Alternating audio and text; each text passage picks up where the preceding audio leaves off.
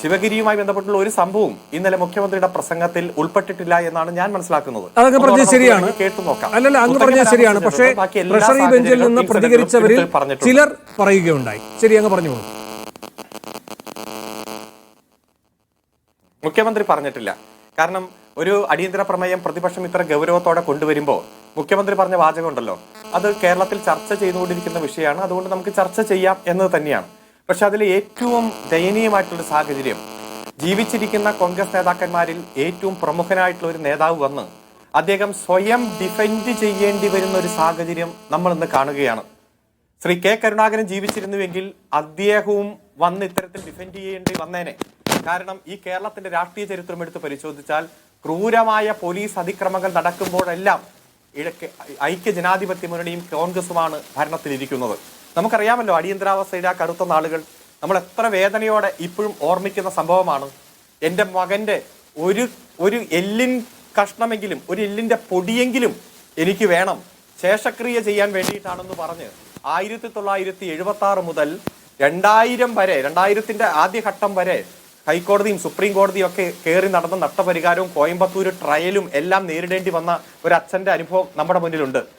എന്നും അത്താഴം കഴിഞ്ഞ് കിടന്നുറങ്ങാൻ പോകുമ്പോൾ ഒരു ഇലയിൽ തൻ്റെ മകൻ വിശന്ന് വലഞ്ഞ് വിഷമിച്ചു വരും, ആ മകന് വേണ്ടി എന്ന് പറഞ്ഞ് ഒരു ഇല ചോറ് മാറ്റിവെച്ച ഒരമ്മ 25 വർഷത്തോളമാണ് സ്വന്തം മകന് വേണ്ടി മരണാസന്ന അവസാന ഘട്ടം വരെ ആ ചോറ് മാറ്റിവെച്ച് നമ്മൾ കണ്ടതല്ലേ. എത്രയോ ദയനീയ സാഹചര്യം നമ്മൾ കണ്ടതാ.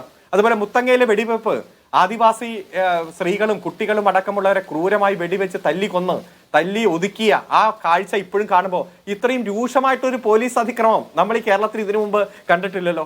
അതുപോലെ തന്നെ തങ്കമണി, എത്ര ക്രൂരമായിട്ടുള്ള ബലാത്സംഗം പോലീസിന്റെ ഭാഗത്ത് നിന്ന് ഉണ്ടായതും ഇപ്പൊ അതൊരു സിനിമയായിട്ട് പുറത്തിറങ്ങുന്നു എന്നെല്ലാം വായിച്ചു. നമ്മുടെ മുന്നിൽ നിരവധി അനുഭവങ്ങളുണ്ട്. അപ്പോൾ പോലീസിന്റെ ഭാഗത്തു നിന്ന് നിരവധി പിന്നെ ഇത്തരത്തിൽ പോലീസ് സ്റ്റേഷൻ അതിക്രമം, ഉരുട്ടിക്കൊല, മറ്റ് സാഹചര്യം കാര്യങ്ങളെല്ലാം ഉണ്ട്. ഇവിടെ ഫലപ്രദമായിട്ടുള്ള നടപടി ഭരണകൂടം ഇത്തരം പോലീസുകാർക്കെതിരെ സ്വീകരിച്ചിട്ടുണ്ടോ, പോലീസുകാരെ സംരക്ഷിച്ചിട്ടുണ്ടോ എന്നതാണ് ഒരു ചോദ്യം. 144 പോലീസുകാരെ കഴിഞ്ഞ 9.5 കൊല്ലത്തിനുള്ളിൽ നടപടിയെടുത്ത് പുറത്താക്കി, സർവീസിൽ നിന്ന് തന്നെ പുറത്താക്കി. 729 പോലീസുകാർക്കെതിരെ കേസ് രജിസ്റ്റർ ചെയ്തു. 359 പോലീസുകാരെ സസ്പെൻഡ് ചെയ്തു എന്നുള്ള കണക്ക് പകൽ പോലെ നമ്മുടെ മുന്നിൽ വ്യക്തമാണ്. നേരെ തിരിച്ചു ചോദിച്ചു, UDFന്റെ കാലത്ത് ആരെയെങ്കിലും ഇങ്ങനെ സർവീസിൽ നിന്ന് പുറത്താക്കിയിട്ടുണ്ടോ എന്ന് ചോദിക്കുമ്പോൾ ബഹുമാനപ്പെട്ട പ്രതിപക്ഷ നേതാവ് തൊട്ടപ്പുറത്തിരുന്ന മുൻ ആഭ്യന്തര വകുപ്പ് മന്ത്രി ശ്രീ രമേശ് ചെന്നിത്തലയുടെ മുഖത്തേക്ക് നോക്കുകയാണ്. ഒരു മറുപടി നമുക്ക് കിട്ടിയില്ല. അപ്പോ മർദ്ദനോപാധിയായി ഭരണകൂടത്തിന്റെ ഭാഗമായി പോലീസ് മാറിയ നിരവധി ഘട്ടങ്ങൾ ഉണ്ടായപ്പോഴും ശരിയായ നിലപാട് സ്വീകരിച്ച ഗവൺമെന്റ് ഏതാണ്? ഇത്തരത്തിൽ മർദ്ദനോപാധിക്ക് കൂട്ടുനിന്ന ഗവൺമെന്റ് ഏതാണ്? ആ പോലീസുകാർക്ക് എല്ലാ ഒത്താശയും ചെയ്ത ഗവൺമെന്റ് ഏതാണ് എന്ന 2 ചോദ്യമാണ് ജനങ്ങൾക്ക് മുന്നിലുള്ളത്. ആ ജനങ്ങളുടെ മുന്നിൽ അത്തരം ചോദ്യമുള്ളപ്പോൾ ഇടതുപക്ഷ ജനാധിപത്യ മുന്നണി അതിശക്തമായിട്ട് നടപടി സ്വീകരിച്ചിട്ടുണ്ട് എന്ന് പകൽ പോലെ വ്യക്തം. അങ്ങനെ ഒരു ഘട്ടത്തിലും പഴയ സംഭവങ്ങൾ നിയമസഭയുടെ ചർച്ചയായിട്ട് വരുമ്പോഴും ഒരക്ഷരം പോലും, ഞാൻ പറഞ്ഞ് അവസാനിപ്പിക്കാം, ഒരക്ഷരം പോലും UDFന്റെ നേതാക്കന്മാർക്ക് പ്രിവെന്റ് ചെയ്യാൻ, പ്രതിരോധിക്കാൻ കഴിഞ്ഞില്ല. അതുകൊണ്ട് സാക്ഷാൽ AK ആന്റണി ഈ രോഗാസന്നനായിട്ട് നിൽക്കുമ്പോൾ, ഈ നല്ല പ്രായമുള്ള ഈ സാഹചര്യത്തിൽ പോലും വന്ന് ഒറ്റയ്ക്ക് പത്രസമ്മേളനം നടത്തി ഡിഫെൻഡ് ചെയ്യേണ്ടി വരുന്ന സാഹചര്യം. ശ്രീ കെ കരുണാകരനോ, അദ്ദേഹം മരിച്ചുപോയി, അതുകൊണ്ട് അദ്ദേഹത്തിനെതിരായിട്ടുള്ള ആരോപണങ്ങൾ, കൃത്യമായിട്ടുള്ള വസ്തുത അവിടെ നിൽക്കുന്ന ഒരു സാഹചര്യവും നമ്മൾ കാണുകയാണ്.